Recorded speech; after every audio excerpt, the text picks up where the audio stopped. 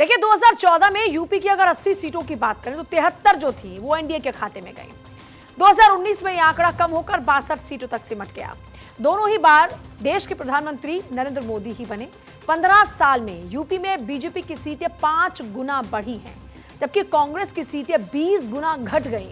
2009 के लोकसभा चुनाव की अगर बात करें तो देखिए वोट शेयरिंग की जब बात करें तो बीजेपी 17.5% पर थी, सपा 23.5% पर थी, कम से लगभग।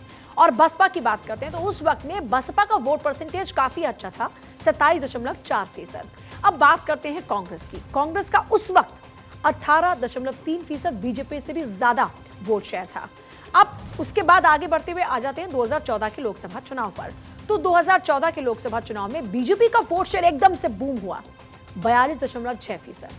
सपा 22.3% पर आ गई, बीएसपी कम हो गई 19.8% पर, और कांग्रेस का सबसे बुरा हाल रहा 7.5%। 2019 के लोकसभा चुनाव की बात करें तो बीजेपी 50% वोट शेयर पर आ गई, मतलब और इंक्रीज हो गया बीजेपी का वोट शेयर। सपा 18% पर निपट गई और बीएसपी 19.4%। कांग्रेस का वोट शेयर और गिर गया 6.4%। किसी भी पार्टी के लिए यूपी जितना ज्यादा जरूरी है उसकी वजह आप सभी जानते हैं। उनकी वजह क्या क्या है, आइए एक बार आपको दिखाते हैं, समझाते हैं, बताते हैं। 3 लोकसभा चुनाव के पहले आंकड़े आपको दिखाते हैं ग्राफिक्स के जरिए और समझाते हैं कि कैसे 2009 से 19 तक स्थिति बदलती गई। 2009 के लोकसभा चुनाव की सबसे पहले बात करते हैं।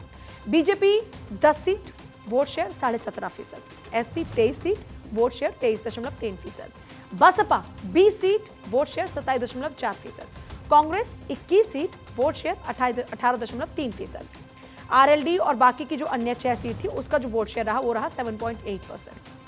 अब बात करते हैं साल 2014 की। 2009 का चुनाव जब तक बीजेपी बहुत अच्छा परफॉर्म नहीं कर रही थी, लेकिन 2014 में स्थिति बदल गई बीजेपी के लिए। लोकसभा चुनाव 2014 जब प्रधानमंत्री मोदी की नाम की लहर चल रही थी और बीजेपी प्रचंड जीत हासिल करती है, वाराणसी से खुद पीएम मोदी चुनाव लड़ते हैं। उस वक्त यूपी का आंकड़ा क्या था, जरा एक बार उसको आप जान लीजिए। बीजेपी को हासिल होती है 71 सीटें। उस वक्त बीजेपी का वोट परसेंट जरा सोचिए कितना ज्यादा बढ़ गया, 42 समाजवादी पार्टी 5 सीट पर सिमट गई।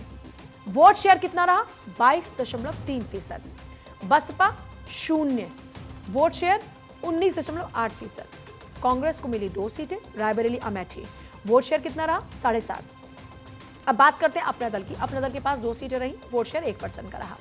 अब इन आंकड़ों को देखकर आप समझ गए होंगे कि किसी भी पार्टी के लिए दिल्ली की गद्दी जितनी जरूरी है उससे कहीं ज्यादा यूपी फतेह करना आवश्यक होता है। अब बात कर रहे हैं साल 2019 के चुनाव की। दूसरी बार प्रधानमंत्री फिर से नरेंद्र मोदी बने। अब इस बार फिर बीजेपी ने यूपी में प्रचंड जीत दर्ज की। हालांकि पिछली बार से यह जीत थोड़ी कम थी क्योंकि इस बार महागठबंधन था समाजवादी पार्टी का, बसपा का और फिर जयंत चौधरी की पार्टी का। उस वक्त पे समाजवादी पार्टी भले ही खुद अच्छा परफॉर्म ना कर पाई हो, लेकिन 10 सीटें चली गई सीधे बसपा के खाते में जो 0 पर थी। यूपी से 62 सांसद लोकसभा पहुंचे बीजेपी के, और जो वोट शेयर था लेकिन वो इंक्रीज हुआ। पिछली बार के मुकाबले ये वोट शेयर लगभग 7 से 8% का बढ़ गया, 50% वोट शेयर हो गया बीजेपी के अंदर। समाजवादी पार्टी के खाते में मात्र जो है 5 सीटें गई, और समाजवादी पार्टी का जो वोट शेयर था उसमें बहुत ज्यादा कोई बढ़त और कमी नहीं, एक कमी हुई, लेकिन बहुत ज्यादा ऐसा नहीं कि एक बहुत ड्रास्टिक चेंज हुआ हो। 18.1% यानी 18.1% वोट परसेंटेज रहा। अब बात करते हैं बसपा की। 10 सीटें बसपा के खाते में आई। हालांकि मायावती ये कहती रही कि हमें कोई फायदा नहीं है गठबंधन का, लेकिन हकीकत ये है कि 10 सीटें बसपा के खाते में गई। वोट शेयर हो गया लगभग 19.5%। अब कांग्रेस जो कम से कम रायबरेली अमेठी जीत रही थी, 7% का लगभग वोट परसेंटेज था, वो और भी कम हो गया और सीट रह गई 1, क्योंकि अमेठी हाथ से निकल गया। स्मृति ईरानी वहां से चुनाव जीत गई और रायबरेली मात्र सोनिया गांधी के पास रह गई। कांग्रेस के खाते में 1 सीट रह गई, वोट शेयर लगभग 6.5% हो गया। अपन दल के पास 2 सीट रही, वोट शेयर उनका लगभग वही 6.1%। अब आप जरा समझिए कि इस बार भी उत्तर प्रदेश में 2-3 खास बातों को समझना बहुत जरूरी है। मेरे साथ एहतेशाम मेरे सहयोगी जुड़े, उनकी तरफ रुख करने से पहले एक बार जरा जान लीजिए। 2019-2014 का चुनाव बीजेपी के खाते में रहा, फिर 2 विधानसभा चुनाव भी बीजेपी के खाते में रहे हैं। फिर आप पंच सरपंच के चुनाव की बात करें तो वहां पर भी बीजेपी ने बढ़त हासिल किया। कुल मिलाकर देखा जाए तो बीजेपी की लगातार जीत चल रही है वहां पर और बढ़त हासिल कर रही है बीजेपी। एहतेशाम सिद्दीकी का रुख करते हुए, एहतेशाम 7 चरणों में लोकसभा का चुनाव होने वाला है। बात करें अगर उत्तर प्रदेश की, तो उत्तर प्रदेश इस बार भी कई मायनों में बहुत खास है। अब क्योंकि चुनाव आचार संहिता लागू हो चुकी है, अभी क्या स्थिति नजर आ रही है किस पार्टी की?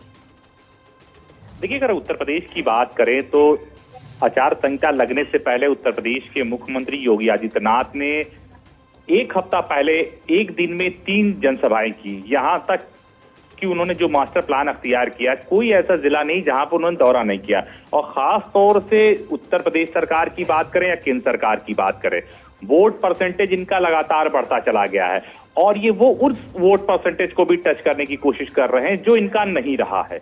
अगर हम बात करें दलित और पिछड़ों की, तो दलित पिछड़ों का वोट जिस तरह से मायावती से स्विंग होकर लगातार हर चुनाव में बीएसपी की तरफ से हटता हुआ बीजेपी की तरफ जुटा है, उसी तरह अगर हम पिछले चुनाव की बात करें, चाहे वो लोकसभा चुनाव रहा हो या उत्तर प्रदेश का विधानसभा चुनाव है, बीजेपी का इंटरनल सर्वे ये बताता है कि 7 से 8% मुस्लिम वोट स्विंग होकर उसको मिला है।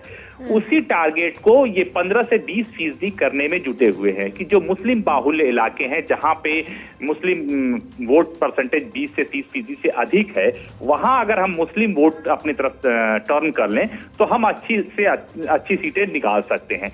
अब रही बात यूपी में वोट का पैटर्न, यूपी में 7 चरणों में जो चुनाव होगा वो पूरी तरह से गर्मियों से भरा चुनाव होगा और ऐसे में बीजेपी ये जानती है कि जो शहरी मतदाता हैं वो मुश्किल से 25 से 30% ही अपने घरों से निकलकर वोट डालने जाएंगे, क्योंकि इतनी ज्यादा गर्मी रहेगी। सुबह 7 बजे से शाम को 6 बजे तक वोटिंग होगी, वो नहीं निकलेंगे। लेकिन जो ग्रामीण मतदाता हैं और खास तौर से उसमें महिलाएं हैं, उनको वो पूरी कोशिश करेंगे कि वो को अपने पक्ष में मतदान करने में कामयाब रहें। इसीलिए भारतीय जनता पार्टी ने, चाहे वो केंद्र की और यूपी की सरकार ने, कुछ ऐसे एजेंडे पे काम किया है जिससे वो उन्होंने अपने तरफ अपने वोटर्स को खींचा है। जैसे 5 साल राशन की गारंटी उन्होंने दे रखी है, हर घर उन्होंने नल पहुंचा दिया है, हर घर उन्होंने गैस पहुंचा दी है, हर घर उन्होंने बिजली पहुंचा दिया है। अब लास्ट में चुनाव आते आते प्रधानमंत्री नरेंद्र मोदी ने इस बात की घोषणा भी कर दी कि हर 1 करोड़ लोगों को सौर ऊर्जा भी दिया जाएगा। और आज तक का डाटा यह है कि 1 करोड़ के लोगों का रजिस्ट्रेशन सौर ऊर्जा में हो चुका है। तो बीजेपी की जो प्लानिंग है वो कई रूट्स पे चल रही है। मैं आपके पास वापस लौटती हूँ एहतेशाम, जाहिर तौर पर बीजेपी अपनी पूरी ताकत के साथ उतरी हुई है, समाजवादी पार्टी भी अपने अभी से ही प्रचार में जुट चुकी है और बसपा भी दावा कर रही है कि हम अकेले दम पर चुनाव लड़ेंगे।